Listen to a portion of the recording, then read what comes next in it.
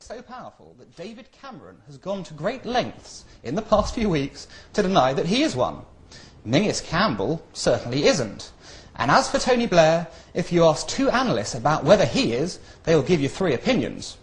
So, are Britain and Mr. Blair currently pursuing the love that dare not speak its name, a neoconservative foreign policy?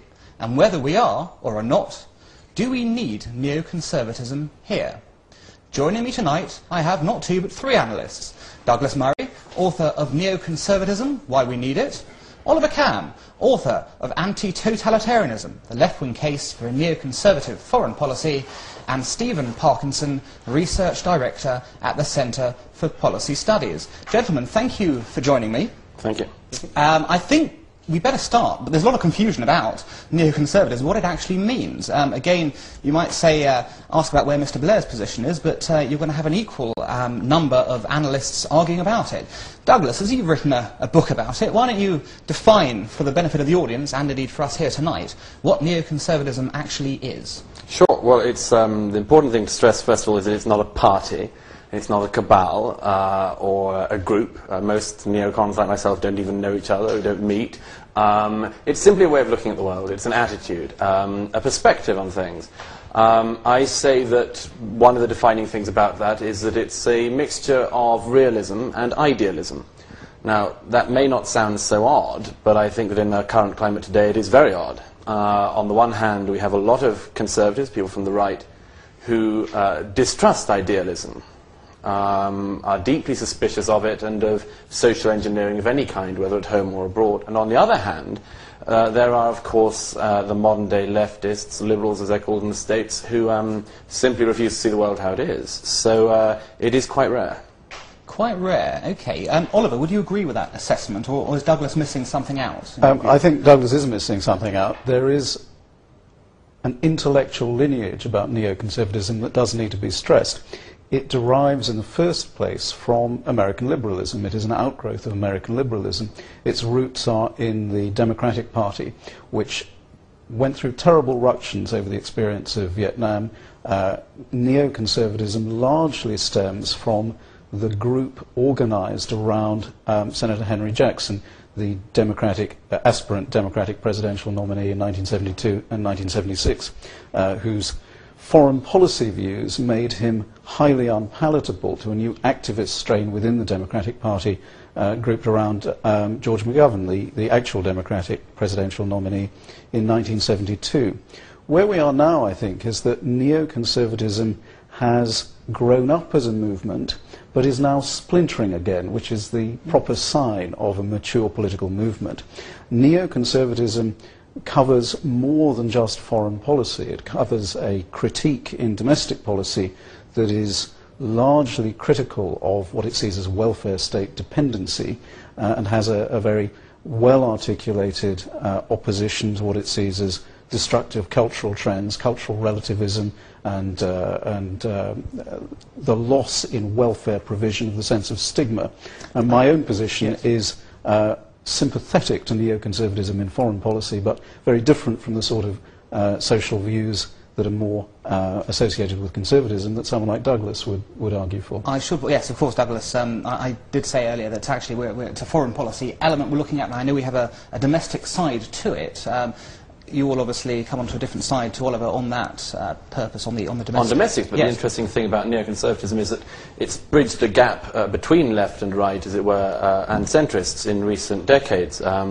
Oliver's quite right to say it's sort of grown up recently and has splintered. I mean, in some ways, neoconservatives have always been a sort of splintered movement, if you can call them a movement.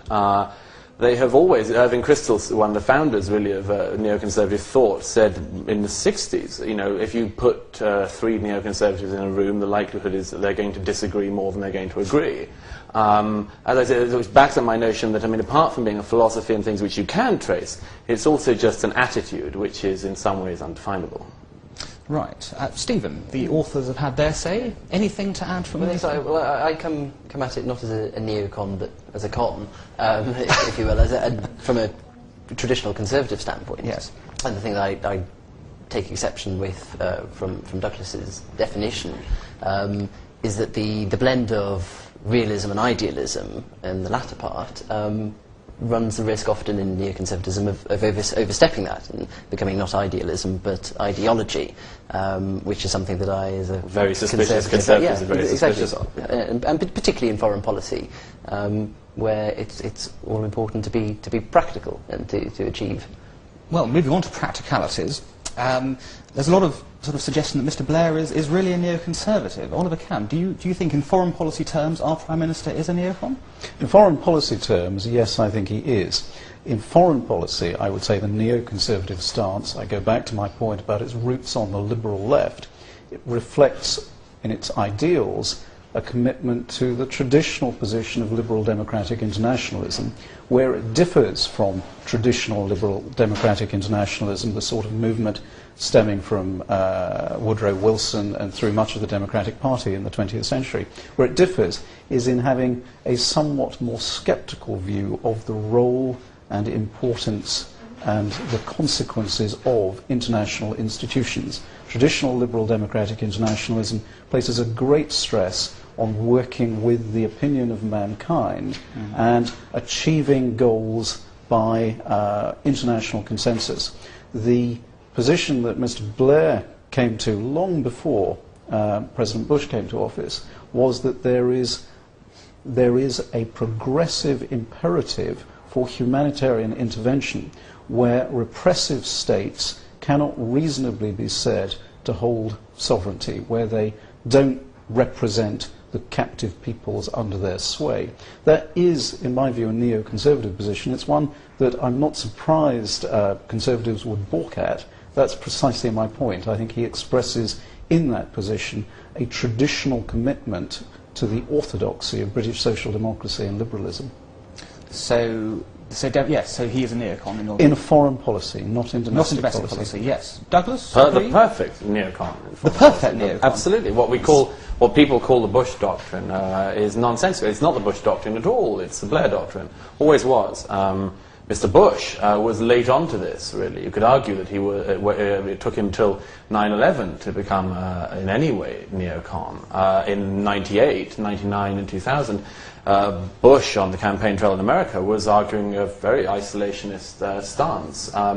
It was Blair, really, in Kosovo, which was the most important action that set the trend, and after Sierra Leone, that really showed the American administration the way. So no, it's the Blair doctrine, and I think he should be very proud of that. I don't know if he is, but... I agree. I'm sorry to interrupt, but that's absolutely right. President Bush, in the 2000 presidential campaign, quite explicitly argued for a withdrawal of American commitments from overseas, particularly in the Balkans. It was that particular answer in the presidential debate with Al Gore that led me to be highly suspicious of him, and as an overseas liberal, to favour the election of President Gore. He learnt from experience, not from a cabal of advisors, but from experience, that while there was no he certainly didn't stress this enough, while there was no connection between Saddam Hussein and the terrorists of 9/11, there was a connection between Saddam Hussein and the terrorism of 9/11. This slum of autocratic states in the Middle East that create the conditions whereby religious fanaticism can burgeon and be a direct threat to the Western democracies.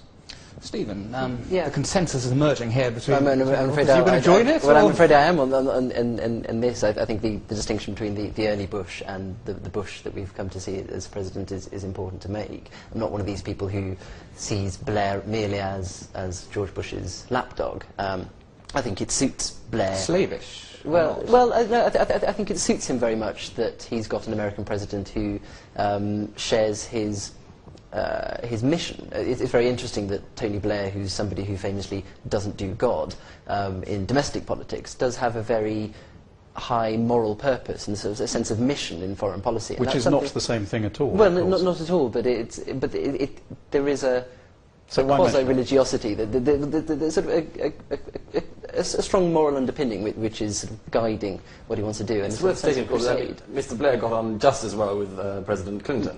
Who didn't really do God at all, did he? Yeah. Well, no, that's a misunderstanding. Mr. Clinton did God Possibly a lot. the only person I mean, you remember when Mr. Clinton came to came to his prayer breakfast and just doing the Monica Lewinsky scandal. I think his Bible under his hand, a very, very convenient positioning there, not for the first time. And but no, I mean Clinton and Blair got on very well. Bush and Blair got on very well. And Mr. Blair is very good at getting on with our allies, whether they're Democratic or Republican.